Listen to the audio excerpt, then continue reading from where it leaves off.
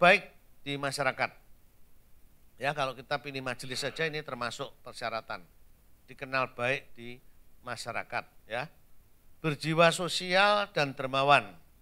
Apalagi kalau saudara akan terlibat dalam pelayanan. Ini kalau punya suami tidak berjiwa sosial dermawan, sulit saudara. Seperti begini ini saudara berkorban nih, waktu.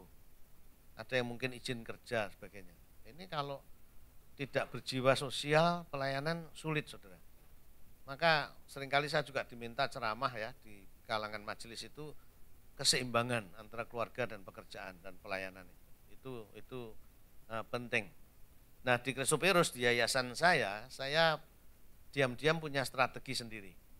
Bagaimana mengantisipasi? Karena seringkali kalau rapat sampai malam itu yang ribut istri-istri itu telepon pada telepon. Pak kok sampai malam itu ngomong apa saja kok enggak pulang-pulang gitu macam-macam gitu ya. Nah karena saya sering menghadapi begitu ya, maka apa yang saya lakukan, saya menambah satu departemen di yayasan ini, namanya Departemen Biji Sesawi.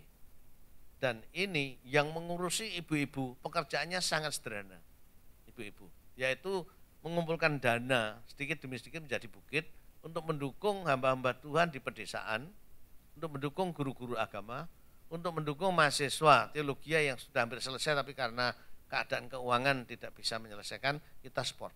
Ya, pekerjaannya sangat sederhana. Lalu persekutuan doa, ya, sederhana.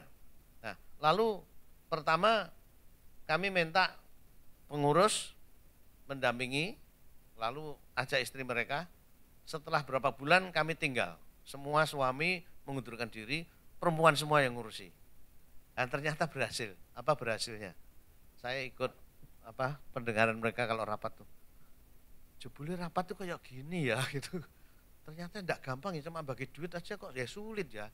Ini baca surat aja perlu waktu gini-gini. Baru tahu apa artinya rapat. Baru tahu apa artinya ngambil keputusan. Nah, tidak gampang musyawarah mufakat dan sebagainya.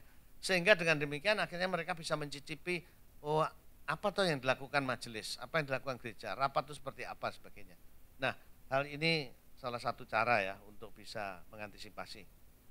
Kemudian peduli kepada lingkungan, ya, alam dan kebersihan. Ini tentunya dinilai, ya. Jadi kalau pacaran, ya, itu bagaimana mobil saudara, bersih atau kotor dalamnya, ini tentunya wanita ya calon istri menilai di situ. Nah kalau ngerawat mobil aja enggak bisa, apalagi rumah. Gitu.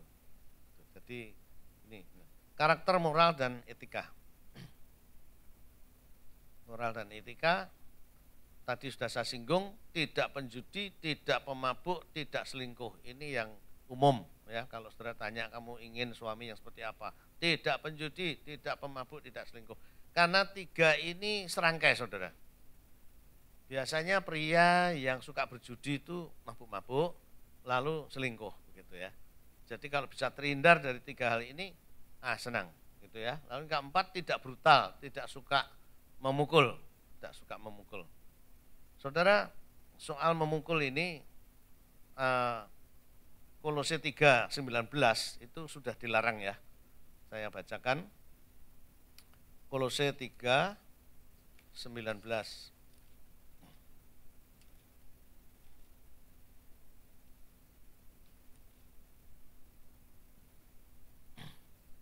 Katakan begini, hai suami-suami, kasihlah istrimu dan janganlah berlaku kasar terhadap dia.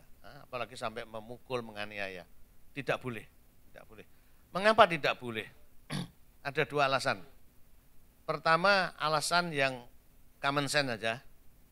Kalau sampai suami memukul istri dan istrinya kalah ya, dipukul sampai pingsan, lalu orang-orang sekampung itu tahu, saudara. Kira-kira bangga enggak suami? Nah ini dia KO istri saya. Saya yakin tidak. Dia akan dipermalukan orang sekampung. Ya jelas, dia segede itu, tangannya aja gede seperti itu, istrinya dipukul seperti itu. Ya jelas pingsan, suami enggak tanggung jawab. Kalau suami ini menang, dia malu. Apalagi kalau kalah, juga malu, saudara. Ya, sekali waktu suami ini pulang malam.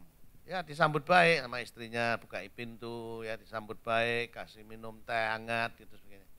Bahkan dibuat supaya romantis begitu ya. Tapi begitu dicium, tangannya di belakang ini bawa ulek-ulek saudara. Pukul kepalanya pakai ulek-ulek. Tahu ulek-ulek ini? Sambil ulek itu loh. Ya, batu itu. Lalu keluar darah. Nah, kalau dia berdarah sampai dibawa ke rumah sakit, pasti tetangga juga tanya, ada apa, kenapa itu? Dipukul istri, sama istri aja kok kalah. Saudara, jadi berlaku kasar sama istri itu menang malu, kalah apalagi, saudara. Ya, jadi tidak ada gunanya, tidak ada gunanya. Ini firman Tuhan mengatakan jangan berlaku kasar pada istri. Tapi ada alasan yang kedua, alasan rohani dan sekaligus alasan ekonomi. Mari kalau tidak percaya, 1 Petrus 3 ayat 7. 1 Petrus 3 ayat 7. Demikian juga kamu, hai suami-suami, hiduplah bijaksana dengan istrimu sebagai kaum yang lebih lemah, artinya yang feminin tadi ya, yang lemah lembut ya. Hormatilah mereka sebagai teman pewaris dari kasih karunia, yaitu kehidupan. Supaya apa? Doamu jangan terhalang. Nah ini faktor rohani kan, doa terhalang kan faktor rohani. Tapi bisa menyangkut ekonomi enggak? Menyangkut saudara. Kenapa ini kok seret rezeki bulan ini? Pernah enggak periksa? Rezekimu seret tahun ini. Karena apa? Lebih menghormati sekretarisnya daripada istrinya. Pernah mikir itu enggak? Bahwa ada korelasi saudara. Ternyata ada hubungannya ini.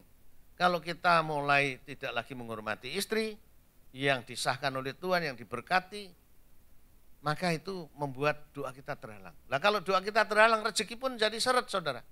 Rezeki jadi seret. Nah ini banyak suami yang tidak memikirkan kalau ada korelasi. Nah bicara soal korelasi rohani dan jasmani dan materi, itu selalu ada saudara. Kalau saudara baca perjanjian lama juga ada. Di mana umat Israel itu takut akan Allah. Ladangnya juga subur, dijauhkan daripada hama. Saudara. Tapi begitu mereka menyembah berhala, selingkuh secara rohani, oh banyak malapetaka yang terjadi. Ya berkat dan kutuk. Jadi ada, itu sebabnya suami ya jangan berlaku kasar